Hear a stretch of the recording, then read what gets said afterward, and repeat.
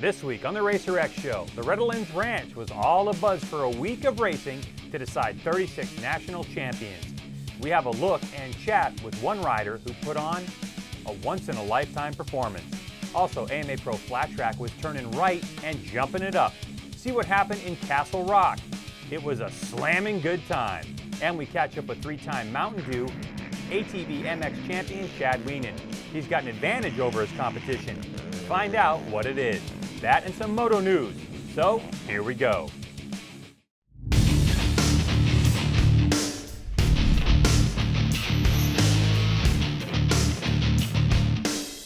Hello and welcome to the Racer X Show presented by Chaparral Motorsports. I'm Greg White.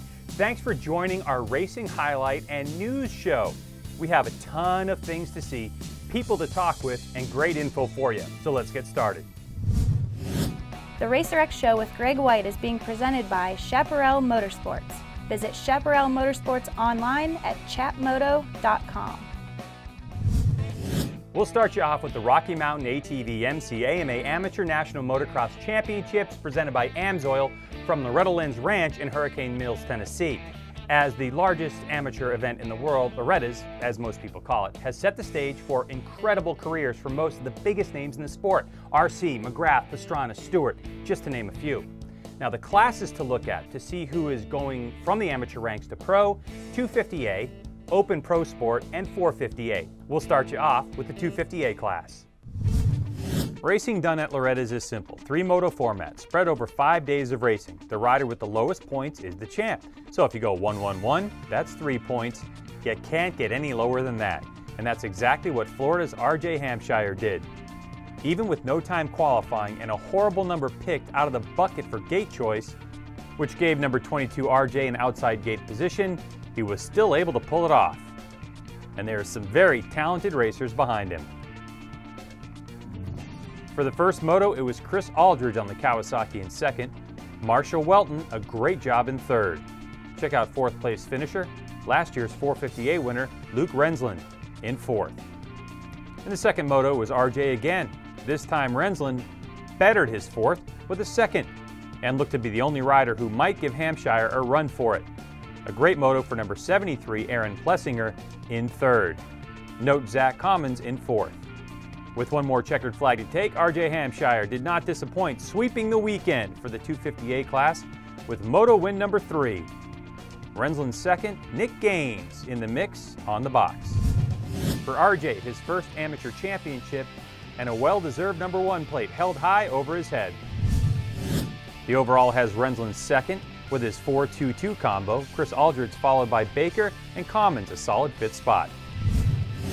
On to the Open Pro Sport class, a class which allows for 250 or 450s to be ridden. It was RJ Hampshire again. RJ's been hooked up with riding coach Tim Ferry and runs number 22 in honor of his good friend Chad Reed. Hampshire has turned his program around in the past 2 years and came to Loretta's ready to prove a point. The Moto 1 result looked the same as the 250A class, with a checkered flag. Aaron Plessinger behind RJ, Colt Nichols on the Kawasaki in 3rd spot, and rounding out the top 10 was David McFarland. Moto 2 and RJ again, 5 races and 5 wins so far. The podium order was reversed this time. Nichols taking 2nd away from Plessinger, setting up a great battle for the runner-up spot in the final Moto 3. Which ended up like this. I think RJ might be short for win. Colt Nichols holds off Plessinger for the runner-up spot. Marshall Welton recovers from his 8th in Moto 2 back into 4th.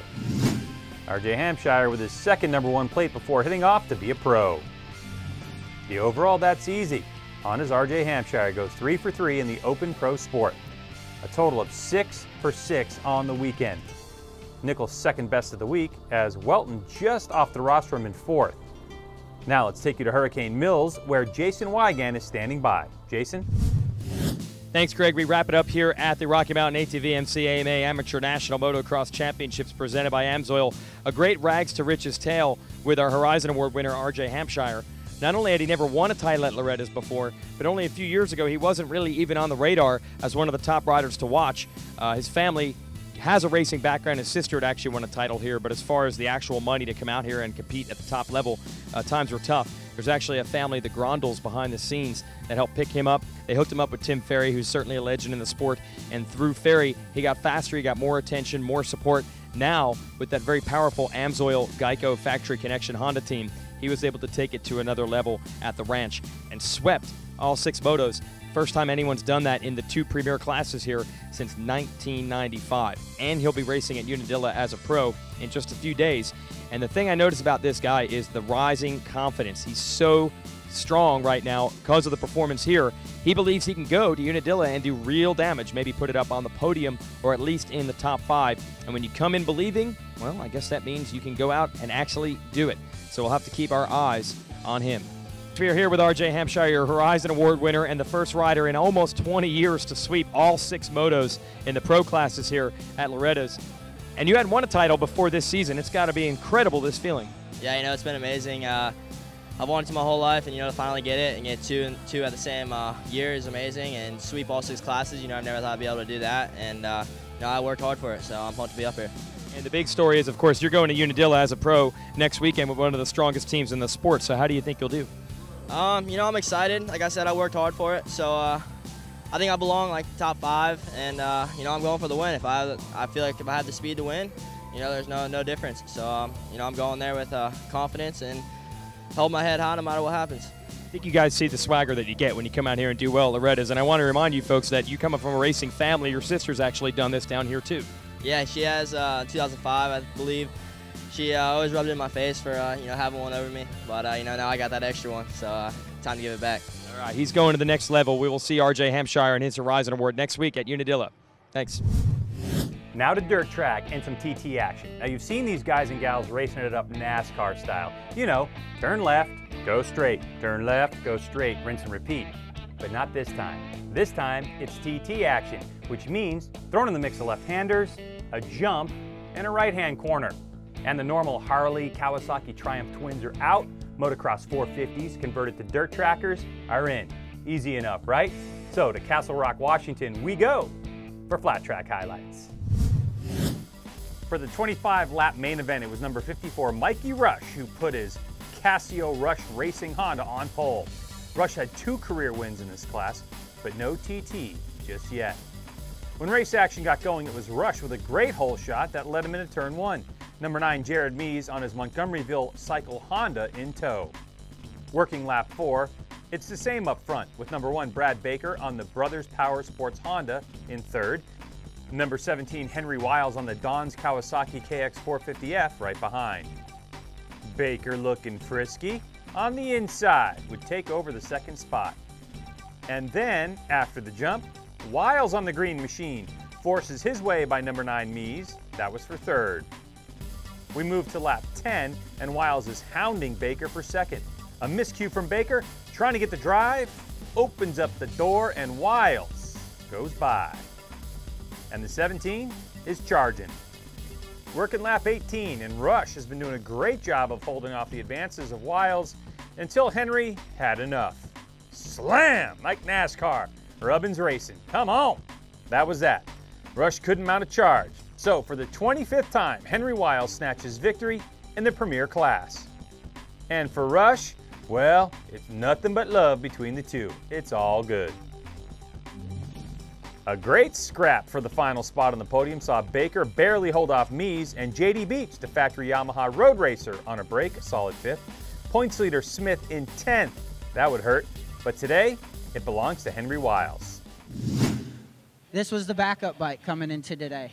We planned on riding a different bike, so it's funny how things work out. But at the end of the day, they worked out awesome, and I got into my buddy Mikey pretty hard. He's my favorite guy to ride with out here. I kept he's my favorite dirt tracker, and that's definitely not how I wanted to pass him. I wanted to pass him clean, but I'm glad it was all good. And Mikey, he's one of the funnest guys out here, so he's a good sport about it. But it feels great to win. We've had a lot of struggles here, and I saw the 5-lap to go board, and I knew where I was fast on compared to Mikey, and I didn't know where he was after we kind of got together. And it was funny. He even said to me, "Man, 2nd kind of sucks," and I said, I know it absolutely does, and that's why I was going for it. And fortunately, race tech suspension, Jimmy Wood. It was it all worked out great. But like I said, 5 laps to go, you know, I was thinking about a lot of different things. I was thinking about wanting to win on one of these clay tracks, wanting to win at Castle Rock, you know,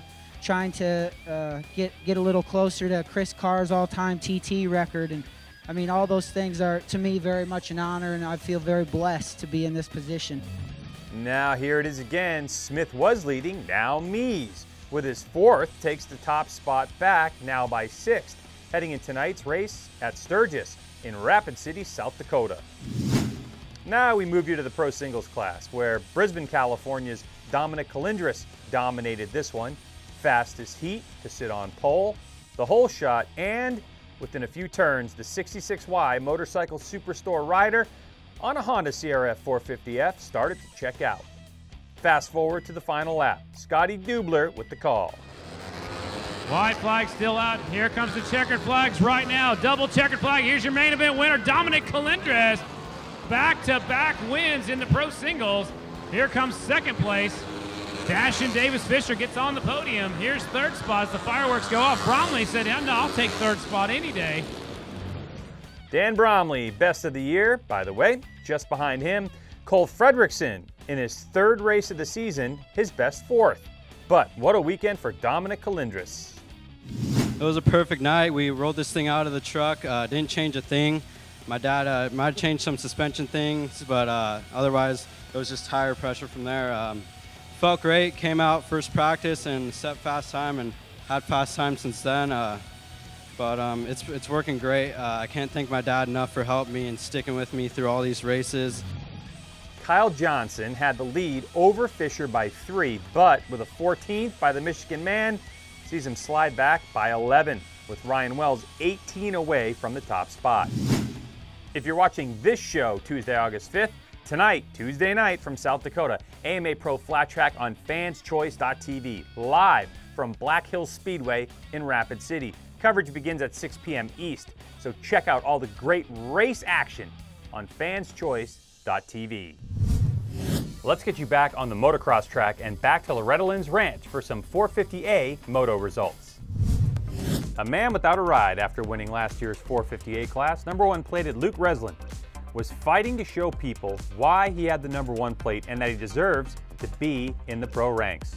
And this year at Loretta's, he was spectacular. Looking at the final moto of the week, Kawasaki mounted Chris Aldridge, who finds himself on his way to the Monster Energy Pro Circuit Kawasaki team for the remainder of the pro season, put on the pressure. But in the end, it was not enough, as Renslin takes his 2nd moto win of the week. Aldridge started off the week in the catbird seat, winning moto #1 with Daniel Baker on the KTM in 3rd, and Renslin ultimately, that would be the battle for the championship. Moto 2 saw Renslin eke closer to his defense, with Nick Gaines a strong 2nd and Aldridge 3rd, Baker in the 4th spot. With things so close in the overall, Moto 3 was the deciding factor, as Luke Renslin closed the deal when it counts and takes his 2nd victory of the week in the 450A class, with Aldridge 2nd, Keith Tucker outgunning Nick Gaines for 3rd. For the 2nd year in a row, Luke Renslin claims the Amateur National Championship in the 450A class. When the totals were counted, Aldridge was 2nd overall, Baker 3rd, Nick Gaines just missing out with his 6.24 finishes in 4th. Now, let's get you back to Loretta's and more with Jason Wygant. Thanks, Greg. Kind of a new situation when we leave here at the Rocky Mountain ATV MC AMA Amateur National Motocross Championships presented by Amsoil. Back in the day, most riders used this event to launch themselves into a pro career. But now the pro teams have gotten a lot smarter with their scouting and have signed amateur riders in advance. So usually the top amateurs have pro deals locked up. There was one rider, though, that was looking for one, and that's Luke Renslin of the Horton Yamaha amateur team.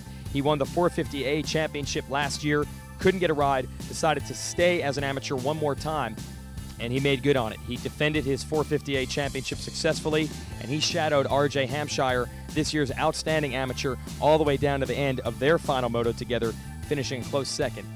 His reward? He's got a pro ride now with CycleTrader.com, Rock River Yamaha. He'll make his debut at Unadilla alongside Hampshire. We'll see how Luke Renslin out of New Jersey can perform with his new pro ride. Thanks, Jason. Great stuff. Now for some interesting pro moto news. Back in the winter of 2003, RacerX Illustrated featured a photo of Jeremy McGrath on their cover. one of many, many covers for the king of Supercross. But what made that 2003 cover special was the fact that McGrath was riding a KTM, having switched to orange from blue in the twilight of his career. But then the sun set much faster than anyone expected. Jeremy only raced the KTM twice at a couple of World Supercross rounds in Europe. Then he announced his retirement. Well, the gang at Racer X always thought that would be the most amount of coverage a rider would ever get for the least amount of races, just 2, on one particular brand of motorcycle. It turns out they were wrong. Last winter, the magazine featured a cover shot of Davey Millsaps testing his brand new Rockstar Energy KTM, the team having switched from yellow to orange for the 2014 season. But no sooner did Millsaps and the team start testing their new bikes before Davey had to undergo reconstructive knee surgery. After finishing runner-up in the Monster Energy Supercross in 2013, Millsaps sat out the entire 2014 season to rehab the knee. Well, on Monday, Davey Millsaps posted this brief statement on his Instagram account. Quote, "What's up, everyone? Just wanted to let you guys know that I got released from my contract 3 days ago, and I can't thank everyone at Rockstar Energy KTM enough for the great 2 years we had. I also got released to ride now, and I'm really looking forward to what the future holds." Although there's been no official word yet, we're pretty certain that Davey's future will be tinted green, as in Monster Energy Kawasaki green. As a result, Davey Millsaps now replaces Jeremy McGrath as the rider who got the most amount of coverage, the least amount of races on any given brand. While McGrath races KTM twice, Millsaps never even went to the starting gate on his. Regardless, we can't wait to see Millsaps back on the track in 2015. You can watch all the great practice and race action this weekend from New York and the Red Bull Unadilla National. You can do that on the web, promotocross.com/live. 10:30 a.m. East is practice. The pre-show's at 12:15, and Moto 1 starts at 1 p.m., followed by Moto 2 at 3 p.m. You can also watch it on television. MAV TV has 1 p.m. East Coast, live Moto 1, followed by 3 p.m. on the East. NBC Sports Network live with the 450s, followed by the 250s at 4 p.m.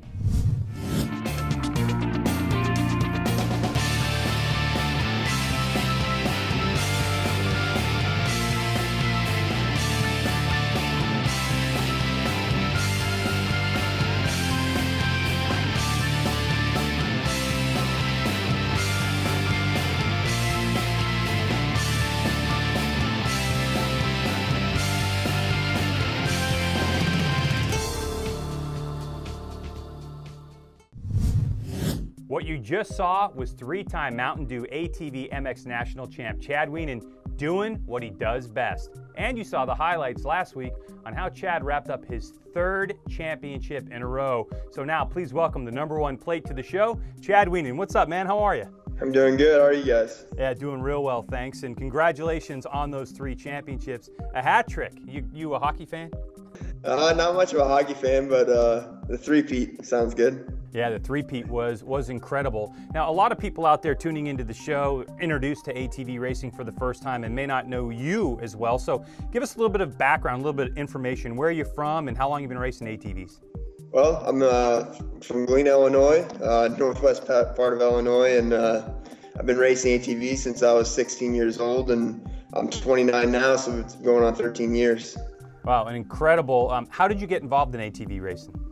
Well, just kind of, riding around I grew up on a farm, and the Wienen family is a big family, and just had a lot of acreage, and just, grew up riding, and, didn't get my first ATV till I was about 12 years old, so kind of started late, but, I just had a real niche for it, and my first event that I went to, I ended up winning the first moto in B class, and ended up crashing out the second moto, and the machine actually ran me over, and I've just been hooked ever since, so kind of funny. I've been hooked ever since. You get run over by your machine and I'm hooked ever since. That's the sign of a true champ. So 3 in a row, it's quite a feet. Tell me about this year, about your march to the championship, to the #1 plate, wrapping it up with 1 race early.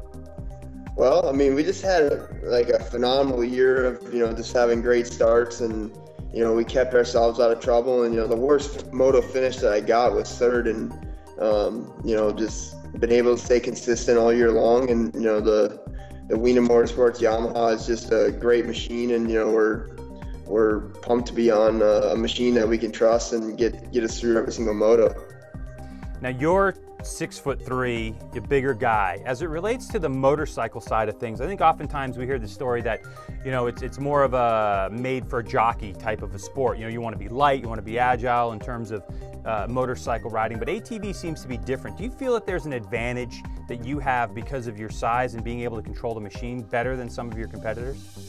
Yeah, I mean, I see it being, a lot of pluses and minuses, being the bigger machine that it is, it can be closing in on 400 pounds, and you got to be able to manhandle this thing around and, just try and show it where you want to go instead of it trying to bowl you around. And, just being like a lot of the tracks that we go to, they can get roughed up and beat up, and, you got to be able to maneuver the machine around. And, even through the rough stuff, I use my legs as more travel on the machine. And, a lot of the other guys, being, under 6 foot, base riders, that they tend to struggle a little bit through the rougher sections.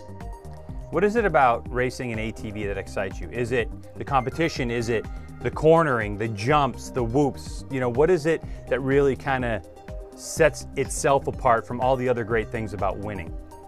I would say probably the biggest thing is when you have like a day where everything goes so well and you just flow and everything's almost like effortless, and just being able to ride at that potential is what everybody strives to be able to do, and it almost seems like you can't do anything wrong. And there's days that you don't get that opportunity to ride like that, and then there are days where things just go so well, kind of like how things went at Red Bud, the final, and a couple, last round, everything just went so fluid and so well. I didn't feel like I had to ride very hard to ride at that pace. How will you be approaching the final round this weekend? Is it just like, I'm cool with everything, or are you going to go out and try to put a stamp on this championship? What's up? I mean, I definitely want to go out and end the season on a high note. And my mechanic, he's never won at Loretta's at all for 15 years, and he's itching to go out and get a win, and I haven't won there for a couple of years now, and I'm ready to go out there and get a win for him, and also put a stamp on the season and give the rest of the riders something to think about the rest of the year. And finally, Chad, you're 29 now. How long can you go? What are you thinking? Well, I mean, I've always, just the way that I've kind of looked at things, as long as I'm having fun and, riding competitive and, just, enjoying my life. And, it's kind of one of those things where, the day, if it hits me, whenever it hits me, that's when, that's the day that I, hang up the boots. But I'm having such a blast riding right now, and, I don't see it happening for, quite a few years. And, I still feel really healthy and, don't feel all beat up and, having trouble walking or anything like that. So, I'm just having a blast riding. I'm going to keep doing it as long as I can. All right, well, good luck this weekend at Loretta's, and congratulations on those 3 championships, and thank you so much for joining us here on the Racer X Show. Yeah, thanks, Greg. Have a good one. You too. We want you to get out and see racing, and there's a lot of it this week and weekend. Tonight, Rapid City, South Dakota, you can see AMA Pro Flat Track. Then Friday, they shoot all the way over to Indianapolis, Indiana, and the Indy Mile. Lucas Oil Motocross heads to New York and Unadilla. Go check out the championship chase and the new pros. Chad Wienen takes his show to Loretta Lynn's Ranch in Tennessee for the final round of the Mountain Dew ATV MX National Championship. The MotoGP World Championship comes off of summer break and lands in Indianapolis at the famed Yard of Bricks. That's all weekend long. And for you Enduro folks, the Kenda National Enduro Championship, presented by Moose Racing, stops in Grand Junction, Colorado. Oh, and one more thing this week. In Ohio, Wednesday night, it's something called Moto Enduro. It'll be at the Athens County Fairgrounds. I've never heard of it. Well, it looks something like this.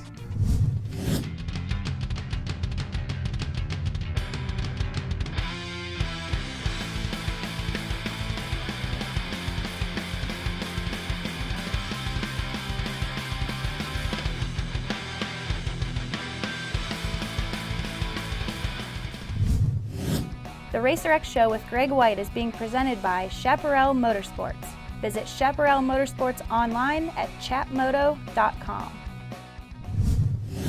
All right, if you want to get in touch with us, shoot me an email. It's greg@racertv.com. If you want us to put your local races on the upcoming events, greg@racertv.com. That's it for now. We certainly hope you enjoyed the show. We sure did. Special thanks to my guest, Chad Wienen, for Skyping in. We appreciate that. Follow us on our social media links. Like us, follow us, do all that stuff. You can follow me personally on Twitter. It's @GregWhite. And for the fine crew here at the Racer X Show presented by Chaparral Motorsports and Racer TV, I'm Greg White. Remember, we are all racing all the time. See ya.